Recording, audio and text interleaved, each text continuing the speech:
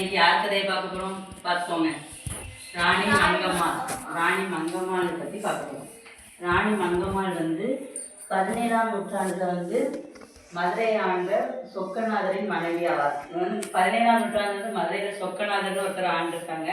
அவங்களோட மனைவி தான் நம்ம ராணி மங்கம்மாள். ராணி மங்கம்மாளோட கணவர் இறந்ததுக்கு பிறகு அவங்க உடன்கட்டை யாரையாதான். ஏன்னா ராணி மங்கம்மாளுக்கு ஒரு மகன் இருந்தாங்க. நல்லா கேட்டுக்கோங்க. ராணி மங்கம்மாவுக்கு முத்து வீரப்ப நாயக்கர் அப்படிங்கிற பையன் சின்ன வயசாக இருந்தாங்க.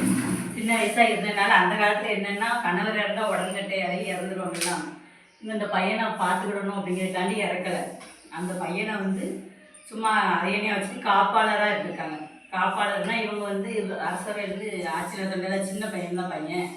அதனால் இவங்க மதுரையை ஆண்டிருக்காங்க. அதுக்கப்புறம் பையன் பெரியார் ஆனவுடனே ஆட்சி பொறுப்பை அவங்கக்கிட்ட கொடுத்துட்டாங்க. ஆட்சி பொறுப்பை பையன்கிட்ட கொடுத்துட்டு இவங்க வந்துட்டாங்க. வந்த உடனே இவர் இப்போ இவங்களோட மகன் இருக்காங்களாமா. இவங்க மகனும் பெரிய வீரர். இவங்க மகன் பேர் என்ன கட்டுருங்க, முத்து வீரப்ப நாயக்கர்.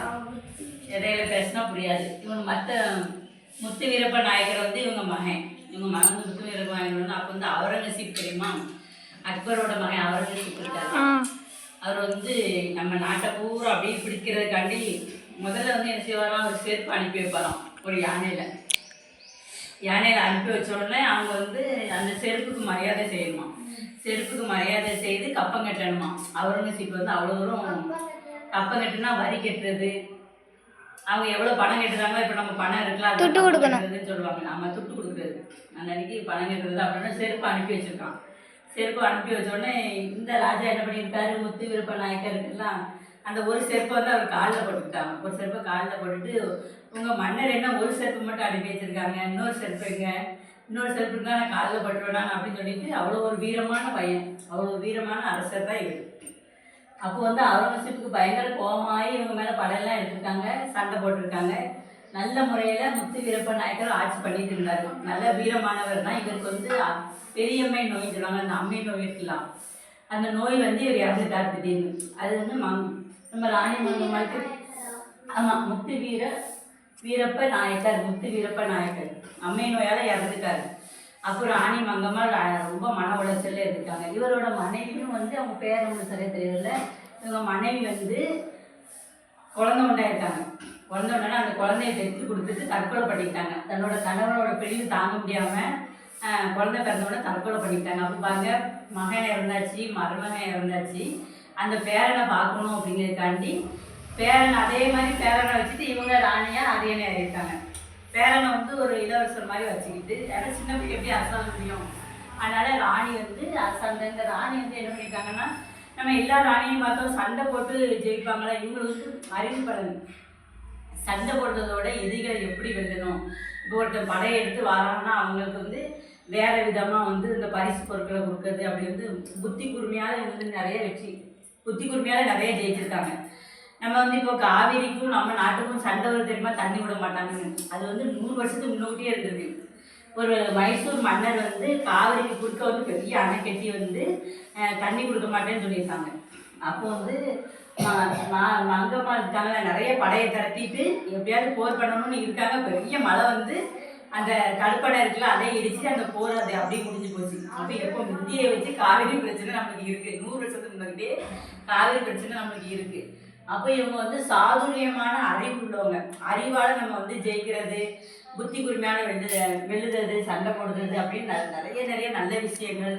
அதுக்கப்புறம் இஸ்லாமியரோட நல்ல நட்புறவாக பழகுவாங்க. கிறிஸ்டினோட நட்புறவாக இருக்கிறது, எல்லா மதத்தையும் அரவணைச்சு போகிற மாதிரி நல்ல குணம். நிறைய மீனாட்சி அம்மன் கோயிலுக்கு நிறைய கோயில்கள் கொடையை வழங்குறது, நிறைய நல்ல விஷயங்கள், வீரமான விஷயங்கள். நிறைய பேர் போர் செஞ்சுருக்காங்கல்ல. இவங்க புத்தி கூர்மையால் நிறைய வெற்றி பெற்றிருக்காங்க. எத்தனை வருஷம், 18 வருஷமாக ஒரே ஒரு பெண்மணியாக நல்லா ஆட்சி புரிஞ்சிருக்காங்க. இவர்களோட பேரன் இருக்காங்களா, பேரன் என்ன பேருமா சொன்னேன், அது மகன்லாம் இல்லை எழுதி போட்டிருக்கு பாருங்க, சாமி அப்பா. இது அவங்க சாமி அப்பாங்கிறது அவங்க தம்பி. இன்னொரு விஷயம் என்னன்னா, சாமியப்ப நாயக்கர் அப்படிங்கிறது இவங்களோட கூட பிறந்த தம்பி. என் கூட பிறந்த தம்பி ஒரு பெண்ணோட கற்பசூரை அடித்தாருன்னு கேள்விப்பட்டோடனே இவங்க என்ன தண்டனை கொடுத்துருக்காங்கன்னா, அந்த ஒரு மலை இருக்கலாம், ஒரு மலையில இருந்து உருட்டி விட்டு அவரை கொல்லணும் அப்படிங்கிற மாதிரி இருக்காங்க. அப்போ எவ்வளவு தூரம் நேர்மையாக இருந்தால் செய்வாங்க. கூட பிறந்த தம்பி வந்து ஒரு பெண்ணுக்கு வந்து அநியாயம் செஞ்ச உடனே அதை தடுத்து நிற்கிறதுக்காண்டி அவங்கள கொள்ளுறதுக்கு ஆணையிட்டிருக்காங்க.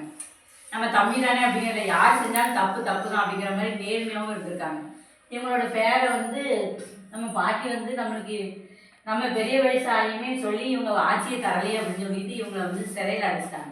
சிறையில் அடித்து பட்டினி போட்டு எவ்வளோ பெரிய ராணி, எவ்வளோ பெரிய மகாராணி, இவங்க வாழ்ந்ததே இந்த பேரன் அப்படி தான் வாழ்ந்துருக்காங்க. அப்போ ஆணின் மனம் வந்து எப்படி குறுகிய மனமாக இருக்குது, பெண்ணின் மனம் எவ்வளோ வீரமான மனமாக இருக்குது. சாதாரண ஆட்சிக்காண்டி தன்னோட பாட்டியவே அவங்க சிறையில் அடைச்சி பட்டினி போட்டு மரணம் அடைஞ்சிட்டாங்க. அவங்க வந்து 1204 இறந்துட்டாங்க.